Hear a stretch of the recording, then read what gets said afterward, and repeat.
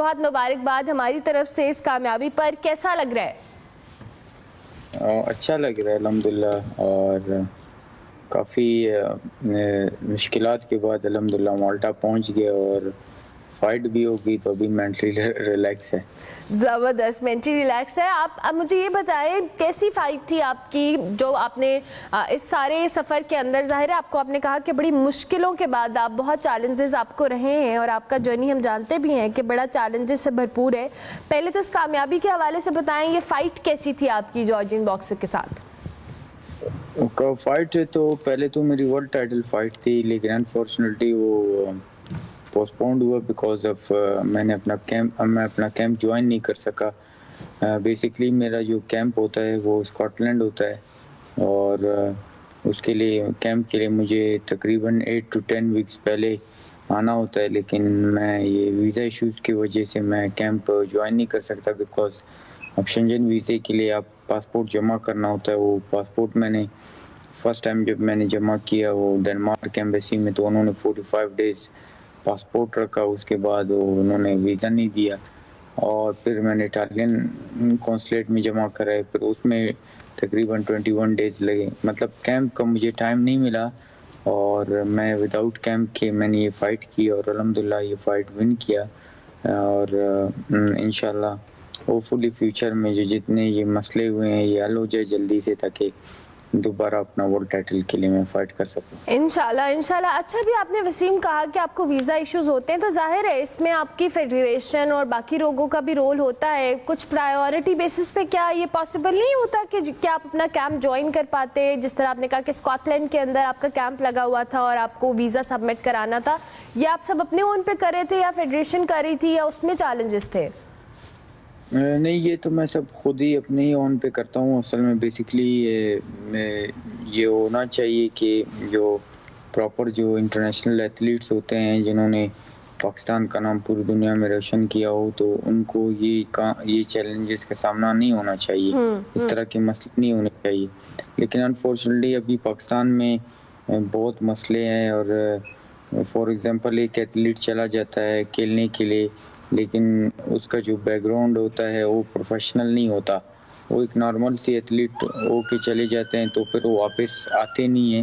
تو اس وجہ سے جو ہے جو ریئل جو ایتھلیٹس ہوتے ہیں جو پراپر پاکستان کو ریپرزینٹ کر رہے ہوتے ہیں 20-21 ایئرس سے, تو وہ بھی پھر ان کی بھی جو کیریئر ہوتی ہے وہ بھی متاثر ہو جاتے ہیں ان چیزوں سے, اور یہ ہمارے لیے بڑی مشکل ہو جاتی ہے. کیونکہ جتنے بھی باہر کے جو لوگ ہوتے ہیں, چاہے وہ اٹالین ہو یا جرمن ہو, جو بھی ہو, وہ ان کو تو یہی لگتا ہوگا کہ یہ تو سب پاکستانی ہیں, لیکن ان کو تو یہ نہیں پتہ کہ کون پروفیشنل ایتھلیٹ ہے, کون نارمل ایتھلیٹ ہے. تو اس وجہ سے یہ مسئلے ہوتے ہیں.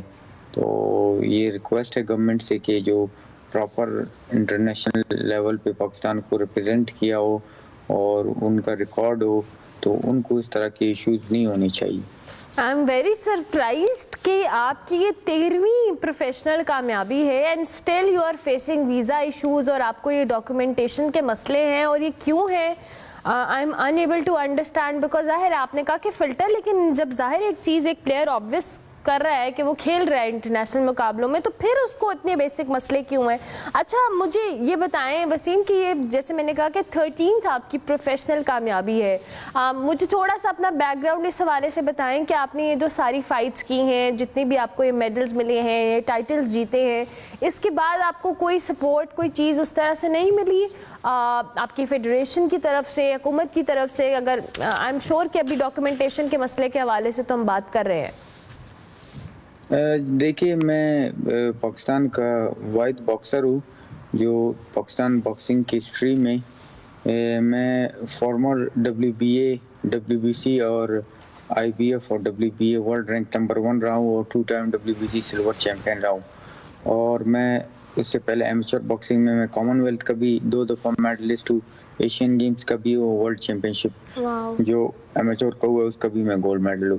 تو یہ مطلب اس طرح ہے کہ میں نے 2004 سے میں نے انٹرنیشنل لیول پہ پاکستان کو ریپرزینٹ کیا, اور میں پوری دنیا پہ رہا ہوں. باکسنگ کے سلسلے میں، اور میں بڑے بڑے جو جتنے بھی دنیا کے ٹاپ کلاس کے بڑے جو کمپنیز ہے، جیسے بڑے بڑے جو پروموٹرز ہیں، ان کے ساتھ میں نے کام کیا ہے.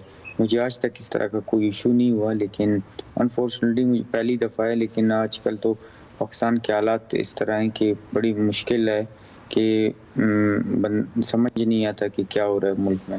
تو یہ ہمارے لیے کافی پریشانی ہے، اور انشاءاللہ آئی ہوپ کہ یہ سارے چیزیں ٹھیک ہو، تاکہ ایتھلیٹس پاکستان کے جتنے بھی جس لیول پہ جاتے ہیں انٹرنیشنل لیول پہ، وہ جا کے پاکستان کو ریپرزینٹ کرے اور پاکستان کا نام پوری دنیا میں روشن کرے. انشاءاللہ اللہ کرے کہ آئندہ آپ کو ایسا کوئی مسئلہ نہ ہو. اور آپ کہہ رہے ہیں کہ آپ کو یہ پہلی دفعہ ایشو ہوا ہے. اچھا اب مجھے یہ بتائیں کہ ظاہر ہے جب آپ ایک فائٹ یا ایک کمپٹیشن کھیلتے ہیں تو اس کے بعد آپ کو ریکور کرنے کے لیے اٹ ٹیکس ٹائم. تو کتنا ٹائم لگتا ہے جنرلی آپ کو ریکور کرنے میں فائٹ کے بعد؟ جس طرح یہ لاسٹ فائٹ ہوئی ہے اس کے لیے تو ریکوری کی ضرورت نہیں ہے، بیکاز یہ تھرڈ راؤنڈ ناک آؤٹ ہوا، اور ابھی آج سے میں دوبارہ اپنا ٹریننگ شروع کر رہا ہوں یہیں انگلینڈ میں، جب تک مطلب مجھے پتہ چلے گا کہ آگے کیا اسٹیپس ہے اس کے لیے. تو انشاءاللہ اس سے پہلے یہیں اپنے آپ کو دوبارہ سے ریڈی کروں، اور ہوپفلی یہ ویزے کے لیے مجھے آنا پڑے گا پاکستان. اس کے بعد انشاءاللہ واپس کیمپ جوائن کروں گا اسکاٹ لینڈ میں. زبردست. تو آگے کون سی کمپٹیشن کی تیاری ہے وسیم؟ اور پھر اس ٹائٹل کو جیتنے کے بعد گھر والے، فیملی، فرینڈز کتنے خوش ہوئے، کتنا اچھا ان کو لگا آپ کے جیتنے پہ، کیا ایکسائٹمنٹ تھی ان کی؟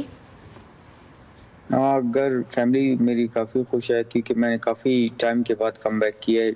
2.5 ایئرس کے بعد میں رنگ میں آیا ہوں، اور وہ بھی الحمدللہ ناک آؤٹ ون کیا ہے. تو سب کافی خوش ہے. ہمارے بلوچستان کے لوگ کافی خوش ہے. کافی دوستوں نے میسج کیا کہ آپ نے کافی اچھا کم بیک کیا ہے. تو انشاءاللہ اپ کمنگ جو کچھ دنوں میں ایک گڈ نیوز آئے گا پاکستان کے لیے اور ہمارے لوگوں کے لیے. انشاءاللہ ورلڈ ٹائٹل جلد سے جلد انشاءاللہ اناؤنس ہوگا. انشاءاللہ گڈ لک محمد وسیم. بہت شکریہ آپ کا.